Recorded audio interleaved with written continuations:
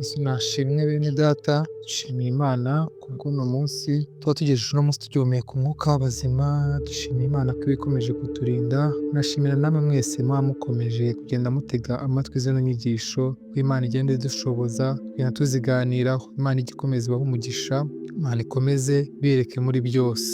Igihe mugiye kubana n'Intaganda Shyaka Robert nk'uko bisanzwe, mureke dutangire dusenga kugira ngo Imana ibane natwe. Nyagasani Uwiteka, Imana ishobora byose, Imana waremye ijuru n'isi, Imana ivuga bikaba, Imana itegeka bigakomera, turagushimye turaguhimbaje kubw'uno munsi tugejeje uno munsi tugihumeka umwuka w'abazima, turagushimiye Nyagasani Imana yacu kuba wakomeje kuturinda, kuba wakomeje kutubaho, kuba wakomeje kutwiyereka. Uwiteka Nyagasani Imana yacu tuba twabonye imigisha yawe, kuba turi bazima ni imigisha, kuko Mwami Imana yacu abazima nibo bashima, turabigushimiye. Uwiteka Nyagasani Imana yacu duciye bugufi ngo ubanze twese dutunganye, kugira ngo Uwiteka twumve ijambo ryawe twejeje, kuko uri uwera kandi ubana n'abera. Uwiteka turagutumiye ngo uze ubane natwe, uze utangirane nanjye, uze gusozanya nanjye, icyo ngusabye ni Mwuka wawe wera kugira ngo akomeze ambeho, kugira ngo Mwami Imana yacu akomeze amfashe, kuko nawe mufasha wadusigiye Yesu Kristo. Komeza ubane natwe kandi ukomeze uganze kandi ukomeze utegeke, tubisenze mu izina rya Yesu Kristo umwami wacu n'umukiza. Amen, amen.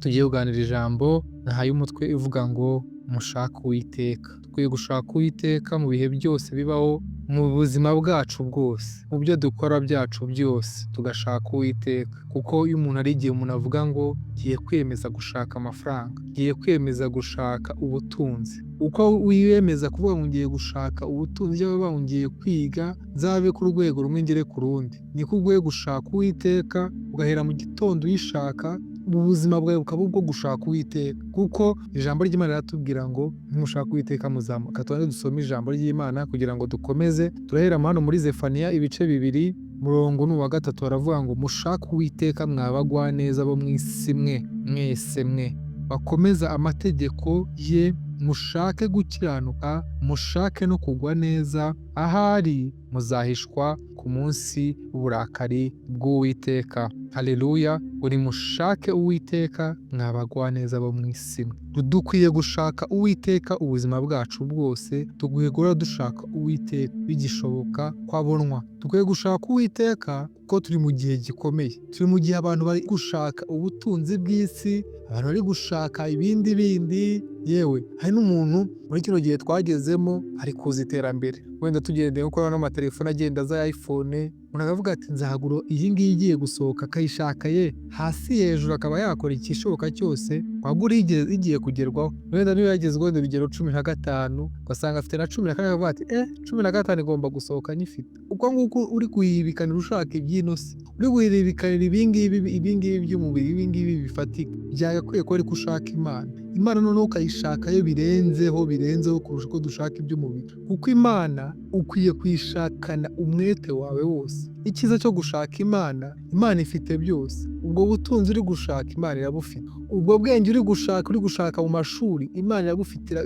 uwishaka, ubugenera uwishaka. Haleluya! Imana ibugenera uwishaka. Byose rero biri mu biganza by'Uwiteka, haba ubutunzi, haba icyubahiro uri guhibikanira, haba ubwenge, Imana irabifite.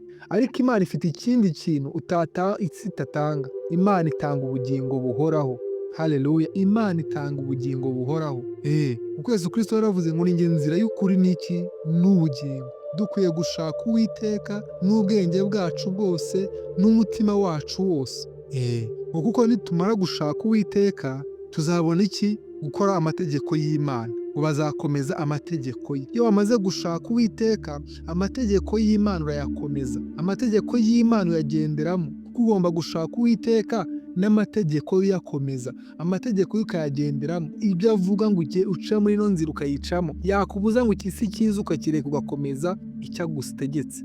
Kuko iyo ushaka umuyobozi cyangwa iyo ushaka umuntu ukomeye, hari amategeko n'amabwirizwa agenderwaho. Aravuga ngo nkora guhera 2:00 nkageza 6:00, agira amasaha y'akazi agomba kubonekerwaho. Rero n'Imana igira amabwiriza tugomba kugenderwaho. Niyo mpamvu itubwira ngo abakomeza amategeko ye. Tugomba gukomeza amategeko ye kugira ngo dushake Uwiteka. Tugomba gushaka Uwiteka twubahiriza amategeko ye. Nanone tugakora iki? Tugashaka gukiranuka. Mushake no gukiranuka. Nanone irindi bwiriza, tugomba gushaka gukiranuka, kuko Imana irera kandi Imana irakiranuka. Rero n'abayishaka bagomba kuba bakiranuka. Tugomba gukiranuka muri ino si. tugomba kugenda dukiranutse kugira ngo dushake Uwiteka. Iyo uri mu nzira yo gushaka Uwiteka ugomba kugenda ukoze iki? Ukiranutse. Haleluya.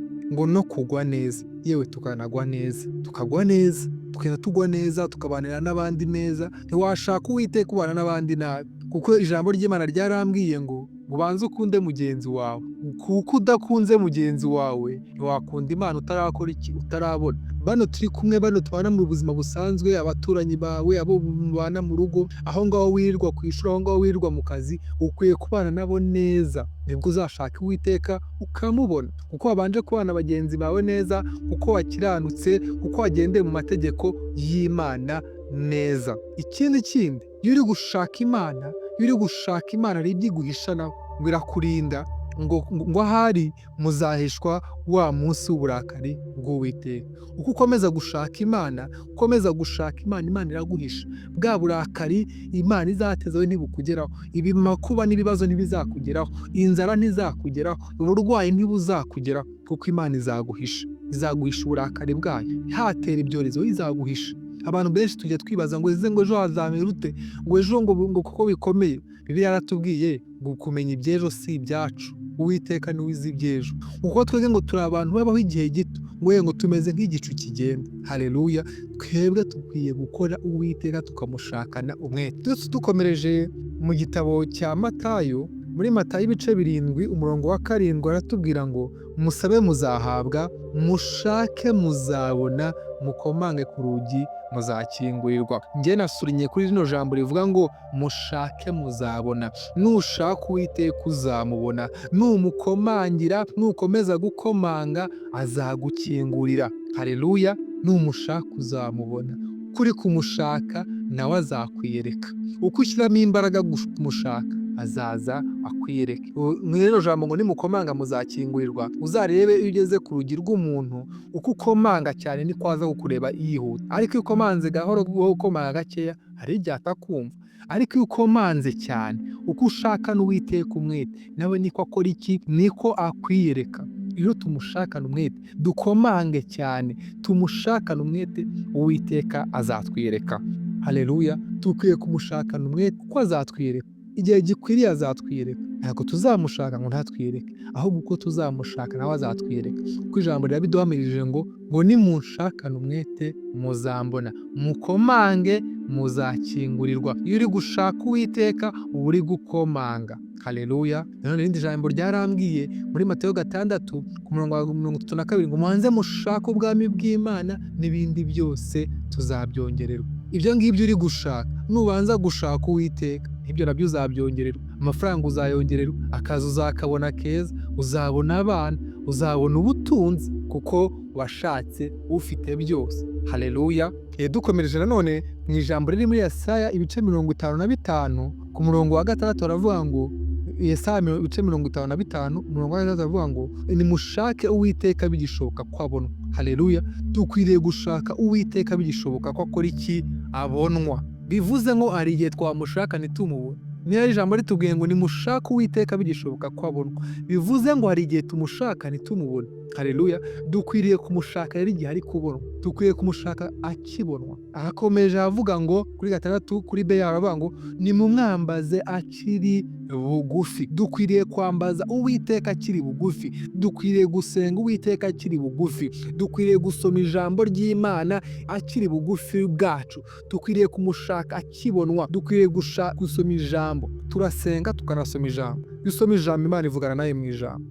Ubuhanuzi bwa mbere butavangiye ni ijambo ry'Imana. Haleluya. Ijambo ry'Imana nibwo buhanuzi bwa mbere butavangiye. Haleluya. Kuko ngo ibindi byose bizashiraho, ariko ijambo ryanyu rizahoraho. Rero dukwiye kuba bugufi bw'Imana, tukambaza Imana akiri bugufi, tugashaka Imana ikibonwa. Bivuze ko hari igihe tutazayishaka ntituyibona, hari igihe ujyaho ntuyibone, ariko ukwiye kuyambaza ubungubu iracyabonwa, ubungubu uracyayishaka ukayibona. Mwene data yishaka, mwene data uko ushaka ibindi bintu byose by'inosi by'ubu mubiri, aba ari kunashaka Imana. No munsi nakuzanira ijambo rivuga ngo shaka Uwiteka, umushakane imbaraga zawe zose, umushakane ubwenge bwawe bwose, yewe n'imbaraga z'umubiri. Ubwami bw'Imana kubujyanwamo ab'imbaraga, kubujyamo n'imbaraga, ni ubwami bw'imbaraga.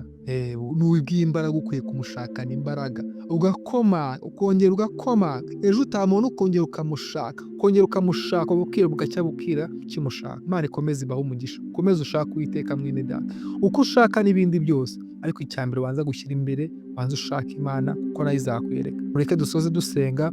Nyagasani Imana yacu, turagushimiye, turaguhimbaje kubw'ijambo ryawe. Ijambo ryawe ni rizima, ijambo ryawe riratunganye.